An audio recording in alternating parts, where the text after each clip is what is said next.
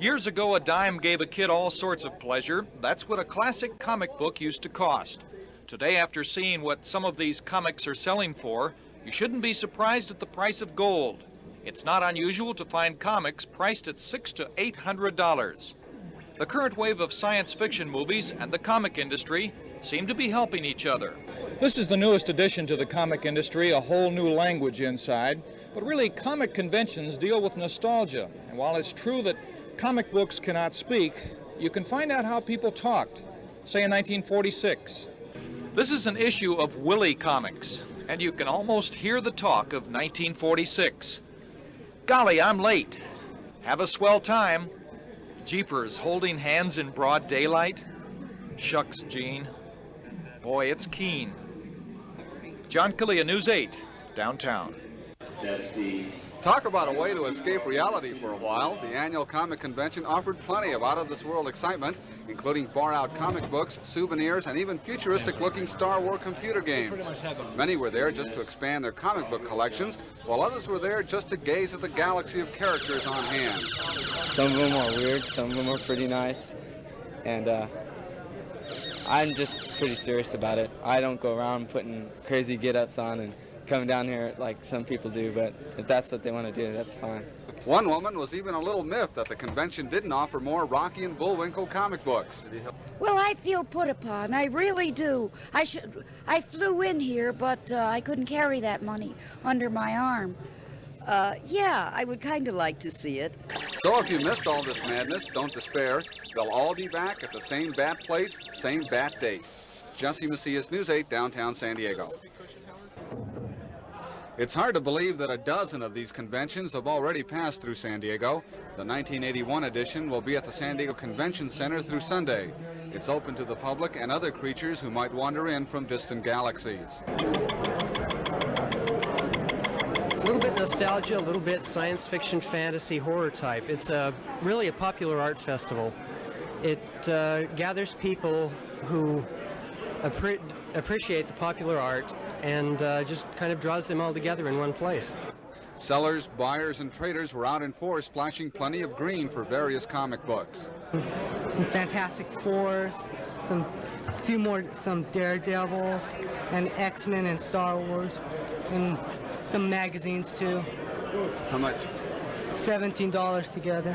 One seller parted with a 41-year-old comic book. Price? $1,200 in cash, which is a considerable investment potential increase from the original dime in 1940.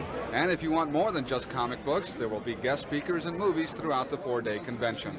Jesse Macias, News 8, downtown San Diego. The comic book titles: Tale of the Crypt, Iron Man, Creepy. As far as these people are concerned, that's literary greatness. Mention a comic book at some boring cocktail party in Rancho Bernardo, and you're branded a nut. No need to hide your identity here, you're among friends. Much of what appears between the pages of comic books has been used as movie material. The Conan adventure is now into its second feature film. It began in the mind of Robert Howard. Tragically, a troubled mind. After 23 books, Howard killed himself.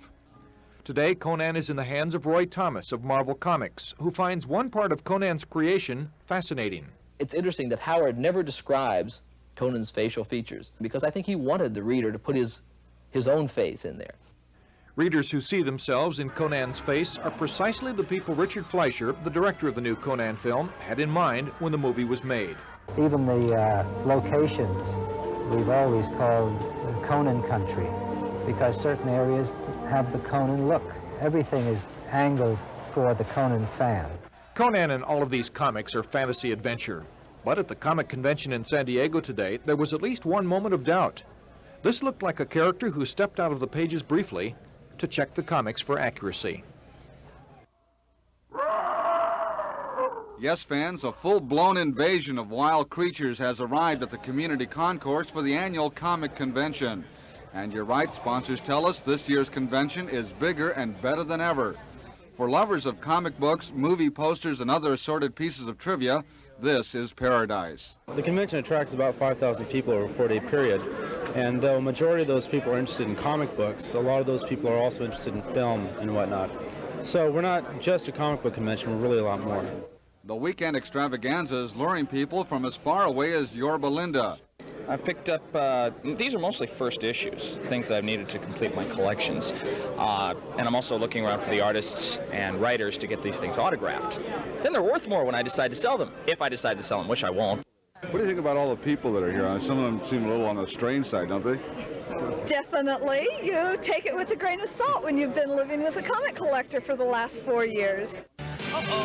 One of the big attractions is the Robotech comics and cartoons. It's an amazing story that deals with people's life and death, that shows people getting married, having children, characters are dying, something that's unique and something that you don't see on television in the children's programming area. The convention is the largest of its kind in the U.S., a 4-day gathering now in its 20th year. And at this event, the characters aren't just in the comic books. Some, like Devin Folk, dress the part. Have you been having a good time today? I sure have. The convention has been called the Cannes Festival of Comics, last year attracting 10,000 fans and industry people and who knows how many comic books. But it seemed like millions, standbys like Batman, Superman, Bugs Bunny.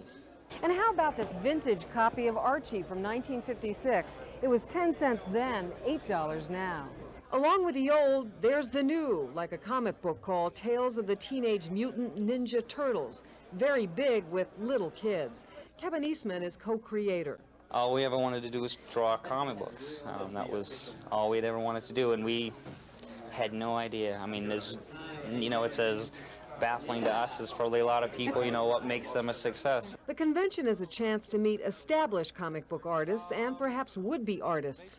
Comic book companies are always looking for talent. I just talked to a couple today that have a lot of potential, and they're going to send me some stuff and we'll filter it through the editors and see what happens. While some of this seems silly, there's a serious purpose here, promoting comic books as art.